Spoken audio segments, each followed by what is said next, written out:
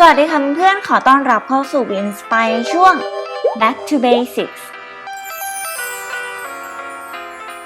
มีงานหลายๆชิ้นใช่ไหมคะที่เพื่อนๆต้องเว้นช่องไว้สำหรับทำอะไรบางอย่าง เช่นกลับผ้า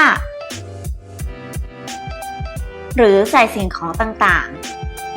ๆซึ่งถ้าเย็บเก็บชิ้นงานไม่ถูกต้องก็จะทำให้งานออกมาไม่สวยในวันนี้บีจึงจะมาเผยเทคนิคการเก็บรอยเย็บด้านนอกให้เนียบโดยการสอยซ่อนได้ด้วยมือของเราเองค่ะ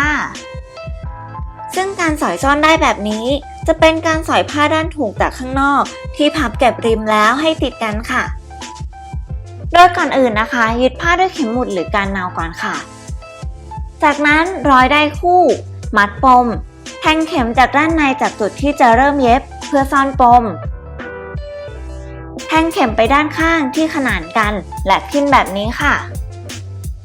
จากนั้นดึงได้ขึ้นและทำซ้ำเหมือนเดิมคือแทงเข็มขึ้นไปด้านข้างดึงขึ้นและทำซ้ำแบบเดิมไปจนสุดปลายผ้าค่ะ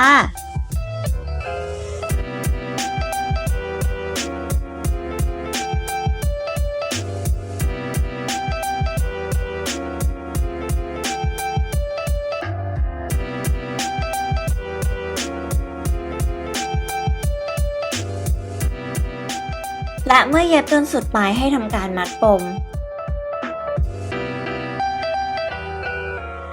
แค่นี้ก็เสร็จเรียบร้อยแล้วนะคะกับการสอยซ่อนได้ยิ่งถ้าใช้ได้สีเดียวกันกับเนื้อผ้ายิ่งจะทำให้ดูเรียบเนียนเหมือนรอยเย็บจากผ้าด้านในเลยค่ะยังไงก็ลองไปทำตามกันดูนะคะและถ้าไม่อยากพลาดคลิปต่อไปนะคะก็อย่าลืมกด subscribe ตรงนี้ด้วยนะคะปิ๊ง